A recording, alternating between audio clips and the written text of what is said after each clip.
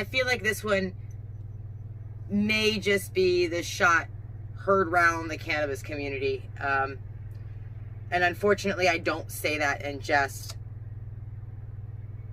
This one comes from News for Washington out of Maryland, which is my home state.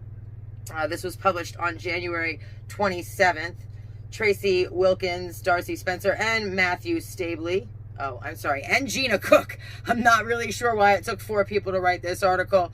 But it seems like the journalists at NBC for Washington were doing some excellent digging and collaborative team effort to try to figure out exactly what's going on. So the headline reads, officer charged with murder after shooting suspect inside cruiser in Maryland.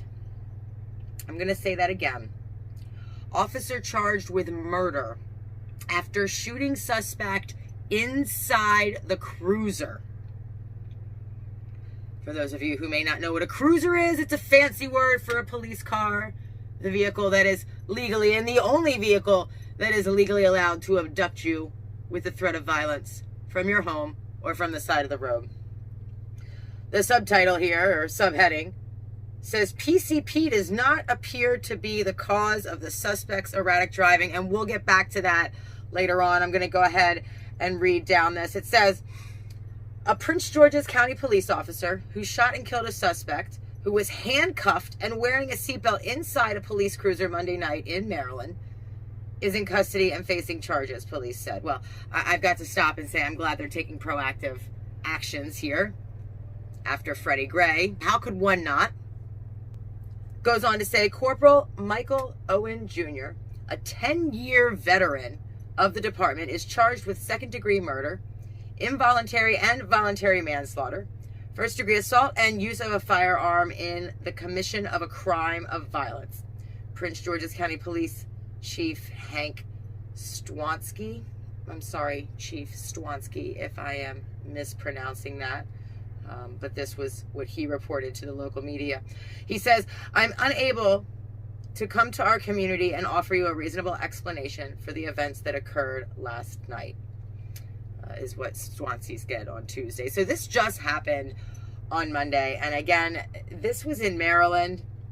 Apparently the gentleman was pulled over. It says officers found the suspect, 43-year-old William Howard Green of DC, sleeping in his car nearby. Officers believe he was impaired, removed him from his car, handcuffed him behind his back, and put him in the front passenger seat of Owen's cruiser while waiting for a drug recognition expert to arrive. So they don't even know if the substance was PCP at the time this is going on. Mercy. There's so many things wrong with this, and we only have limited time in the broadcast. Says here that Owen, the corporal, got into the driver's seat next to Green, who is the suspect, the victim in this case now. Putting a suspect in the front of a cruiser that does not have a partition between the front and back seats allows the officer to maintain control of the suspect. This is according to Swansky.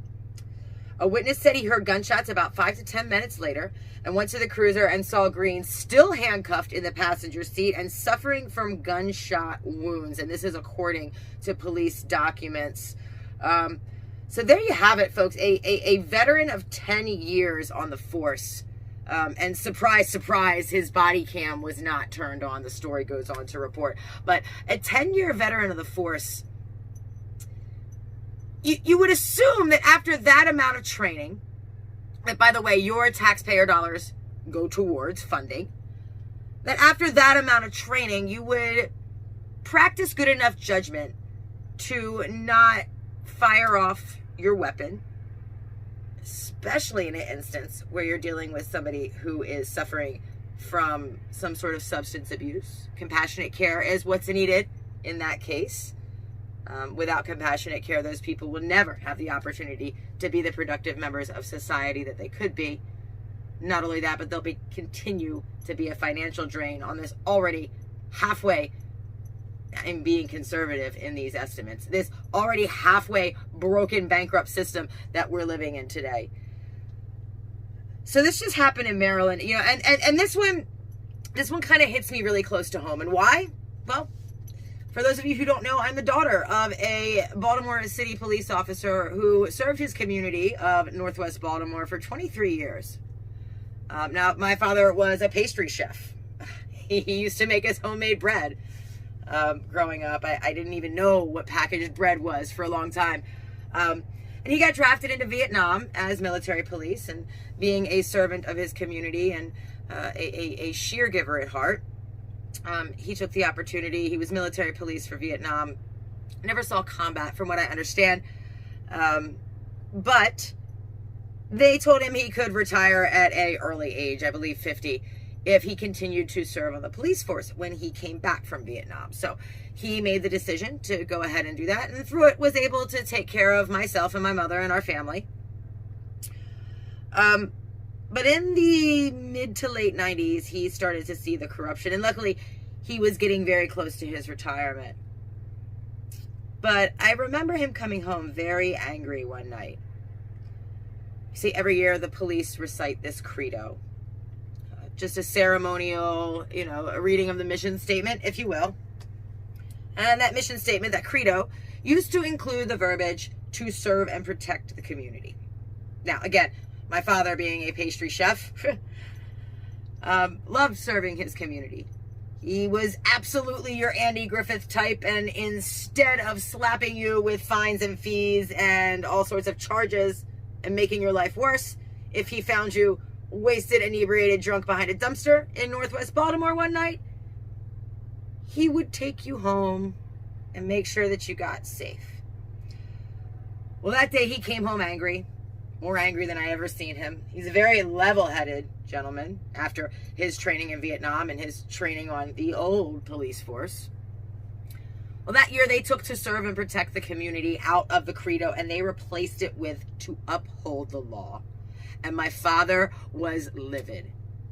It was then that he started to teach me my rights, to not talk to officers, to remind me that I don't have to answer every single question asked of me, that the line of questioning is reserved for the judges and not for the officers on the side of the road. And he taught me to always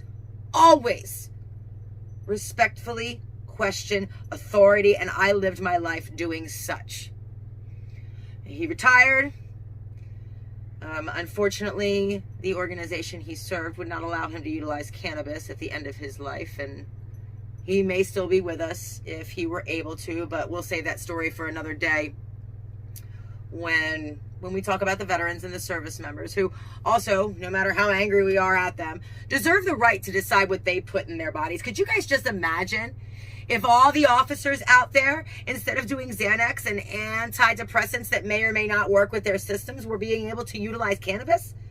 How much better of a world it would be on the streets, how much more empathetic these individuals might be, and how more able they would be to help and serve their community, to serve and protect. That's what we're taught.